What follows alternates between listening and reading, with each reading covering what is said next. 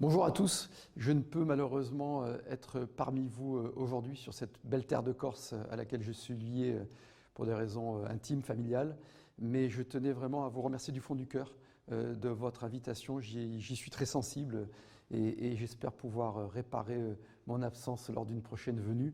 Et je vous remercie outre de cette invitation, de cet intérêt aussi pour l'action que nous pouvons mener à Cannes depuis des années en faveur du tourisme dans notre village mondial, comme j'ai coutume de le dire, qu'est Cannes. Je veux vraiment saluer et remercier tous ceux qui participent à votre atelier sur le tourisme durable. Quelle belle initiative. Je reviendrai sur l'axe culturel qu'il m'a été demandé d'évoquer à travers cette vidéo. Mais je veux vraiment saluer du fond du cœur le maire de Porto Vecchio, Jean-Christophe Angelini, qui, pour son invitation, également président d'ailleurs de la communauté de communes, et puis Christian Mantei, figure emblématique du tourisme français et le président d'Atout France, que je salue aussi avec beaucoup d'amitié. Le tourisme, c'est au cœur non seulement de notre économie, mais aussi de notre identité. Quand je dis notre, c'est vrai en Corse en général, c'est vrai sur la Côte d'Azur, d'où je vous parle aussi ici à Cannes. Le tourisme est une activité économique. Il faut toujours partir de ce principe. C'est une activité de flux, avec tout ce que cela peut représenter comme inconvénient, comme difficulté, parfois dans la rencontre entre les visiteurs et ceux qui accueillent, mais c'est une activité de flux, de création de richesse, de création de valeur. Et lorsque l'on n'a pas les moyens de la World Company, lorsqu'on n'a pas une grande puissance de communication, comme c'est le cas dans nos communes, on se doit, pour répondre à cet enjeu et pour concilier la qualité de vie que nous devons rechercher en tant qu'habitants, en tant qu'élus, et dont nous devons être les garants d'ailleurs, et l'attractivité, c'est-à-dire la capacité d'attirer, eh bien, c'est de faire du tourisme un élément de la qualité de vie et de la qualité de vie un élément de l'attractivité touristique. Et en cela, la culture, au sens large du terme, est un prisme pertinent parce que quelqu'un qui vous visite pour des raisons culturelles, c'est quelqu'un qui sera forcément attentif et respectueux de votre, enfin en général, je l'espère en tout cas, de votre façon d'être et de vivre.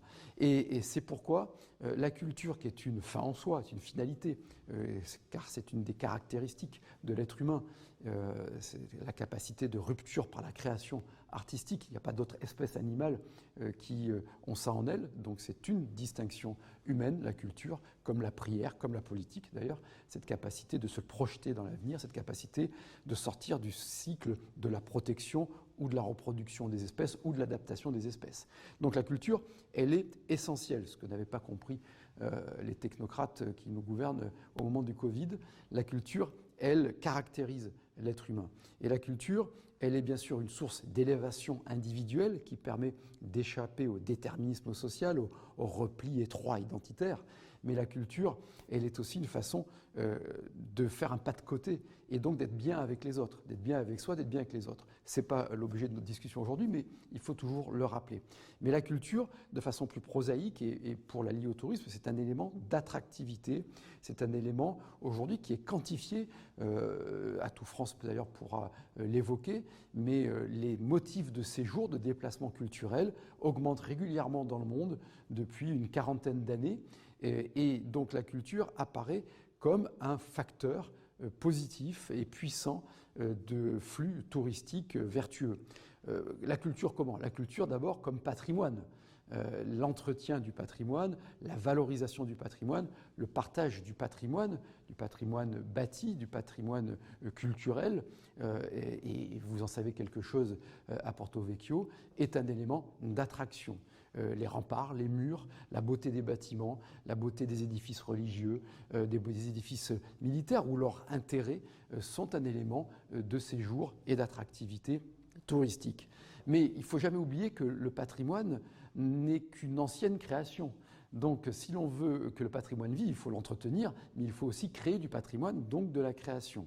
Et c'est ce qui a guidé la philosophie cannoise en partant d'une situation assez atypique, c'est-à-dire que notre petite ville a une caractéristique, c'est qu'elle a le plus grand festival culturel au monde, le Festival de Cannes. Et que qu'il a fallu, autour de ce festival, mettre en place une infrastructure. Il y a eu un palais du festival, puis aujourd'hui c'est le palais des festivals et des congrès, pour accueillir dignement cet événement qui, depuis la libération, depuis 1946, a pris une ampleur considérable. Qu'on l'aime ou qu'on ne l'aime pas, c'est le premier festival culturel au monde, avec le premier marché du film au monde en parallèle.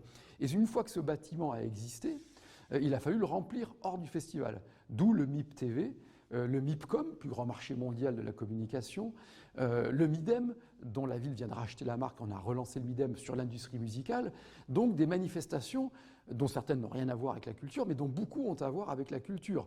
Des manifestations qui regroupent les professionnels, plus évidemment des manifestations qui accueillent le grand public, comme le festival de danse, etc.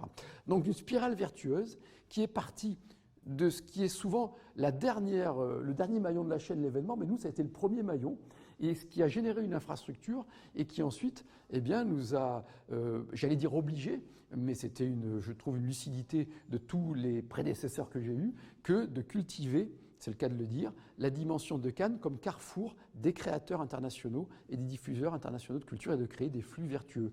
Le palais des festivals et des congrès aujourd'hui, grâce au Festival de Cannes, mais grâce à ce que l'on a investi dedans, mais grâce aussi aux manifestations que j'évoquais tout à l'heure, dont Cannes Série, qu'on a créé plus récemment, mais je pourrais en citer d'autres, comme le Festival international de la publicité, le Cannes Lions, qui est un géant mondial, est devenu le premier palais des congrès de France en chiffre d'affaires, au même niveau que Paris, voire parfois désormais devant Porte-Maillot en chiffre d'affaires. Donc avec des flux vertueux de femmes et d'hommes qui viennent du monde entier, qui sont accrédités, qui sont une belle fréquentation et qui ont un niveau de dépenses bien supérieur d'ailleurs à la moyenne touristique. Et en plus, on peut le maîtriser quantitativement et par le choix des événements que nous accueillons et que nous soutenons.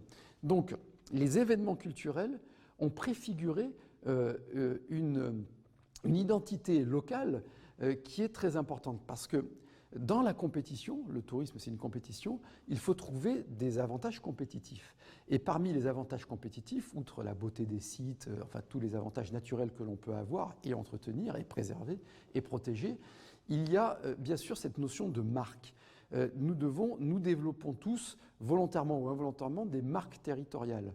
Et tout ne doit pas être marque. Parce qu'à une époque, on méprisait le concept de marque, et puis ensuite, on a voulu créer beaucoup trop de marques. Une marque, c'est quoi ? C'est la connexion entre une identité et un marché. Donc, entre une singularité, une personnalité d'un territoire local et une possibilité économique, un potentiel économique, c'est-à-dire un marché. Et je trouve que c'est très pertinent parce que c'est ce qui nous permet d'accueillir en restant nous-mêmes. D'accueillir parce que nous sommes nous-mêmes. Et pour revenir à l'exemple de la culture, à partir des événements culturels à Cannes, nous avons renforcé notre identité culturelle. Comment ? D'abord par l'éducation artistique et culturelle. Nous sommes la première ville de France, ville pionnière, 100% éducation artistique et culturelle. 100% des enfants, donc de la maternelle jusqu'au supérieur, c'est 19 000 par an, reçoivent chaque année, privé comme public, quel que soit l'établissement, une éducation artistique et culturelle sur le temps scolaire proposée par la ville de Cannes. Donc c'est un très gros investissement. Et nous avions mis en place des filières de développement. Là, des filières, alors c'est un anglicisme, pardonnez-moi, Cannes On Air, c'est-à-dire Cannes Connecté, qui nous a permis, à partir des événements, de nouer des contacts et des partenariats avec l'Université Côte d'Azur, avec des universités étrangères comme UCLA, la prestigieuse UCLA, mais aussi des écoles privées, et de développer un pôle universitaire. Et depuis 2 ans, c'est une grande fierté, Cannes est devenue une ville étudiante, une ville universitaire, avec en particulier 35 formations liées à la culture et liées à l'écriture. Nous portons l'ambition de devenir la capitale mondiale de l'écriture aussi bien journalistique que l'écriture littéraire, que l'écriture pour les films, les longs métrages, le cinéma, que pour les séries télé, que pour les émissions de flux, etc. Donc vous le voyez, la connexion entre l'événementiel et une politique publique qui s'est traduite par la mise en place d'un campus. Et dans ce campus universitaire, non seulement il y a ces 35 formations, mais il y a aussi un hôtel d'entreprise qui aujourd'hui est un succès formidable. Donc parallèlement à une pépinière d'entreprise qui est à quelques mètres, dans le bâtiment universitaire, un hôtel d'entreprise et des grandes sociétés de production, notamment de production audiovisuelle, désormais s'y installent. Donc l'écosystème fonctionne, des studios vont s'installer. Le groupe Novelty Duchot, qui intervient à la fois sur l'audiovisuel mais aussi sur l'événementiel, a décidé d'investir plus de 100 millions d'euros sur un terrain qui était en jachère industrielle à Cannes-la-Boca, avec aussi des studios. Et vous voyez une spirale vertueuse qui part d'un événementiel, qui part d'une attractivité, y compris touristique, puisqu'on développe des séjours touristiques autour des tournages. Nous sommes une grande ville de tournage, autour bien sûr du Festival de Cannes, et une spirale vertueuse qui nous permet de faire du développement quantitatif mais qualitatif, maîtrisé et en cohérence avec notre singularité, notre personnalité, notre identité. Donc la culture, c'est un outil non seulement d'épanouissement individuel et de cohésion sociale, mais aussi de développement économique. C'est un investissement, la culture. Et l'événementiel culturel s'inscrit complètement là-dedans. La France a du génie dans l'organisation d'événements. Quand vous voyez le succès, je citais le Festival de Cannes, mais je vais quitter Cannes et je vais aller bien plus au nord que nos contrées méditerranéennes. Mais lorsque vous regardez le Hellfest, par exemple, le Hellfest, c'est une réussite extraordinaire, sans argent public, par une association dans des prés à la frontière de la Vendée et de la Loire-Atlantique, et qui est devenu l'un des plus grands événements au monde sur la musique métal, d'une organisation rigoureuse, avec désormais une acceptation par la population, parce qu'il a compris que ça a apporté beaucoup de dépenses. Le Hellfest en est un exemple, mais Jazz à Marciac. C'est fantastique. Vous êtes dans une très belle ruralité et vous avez un événement qui est devenu une marque mondiale très positive et qui amène des flux économiques tout à fait positifs par un tourisme culturel. Et les exemples comme cela, vous en avez en Corse, nous en avons sur le continent, nous en avons, bref, dans tout le pays, il y a un génie français de l'organisation d'événementiels culturels comme source de plaisir, d'épanouissement, mais comme source de réussite touristique. Voilà pour quelques pistes évoquées ici. Je ne suis bien sûr pas du tout exhaustif. Il ne s'agit pas de faire des festivals pour faire des festivals. Il s'agit à chaque fois de trouver un élément très très fort dans notre histoire, dans notre identité, pour en faire un élément à la fois qui va renforcer cette histoire et cette identité, mais qui va aussi l'ouvrir sur le monde et nous permettre de bien l'accueillir en restant nous-mêmes. Voilà un vaste programme sur lequel je me permets d'inviter chacun à la méditation, à la réflexion et aux propositions. Encore très bons ateliers à vous, très bon travail sur le tourisme durable, le tourisme respectueux de l'environnement, le tourisme respectueux des êtres humains, un tourisme donc qui fera de la culture un étendard prospère. Merci.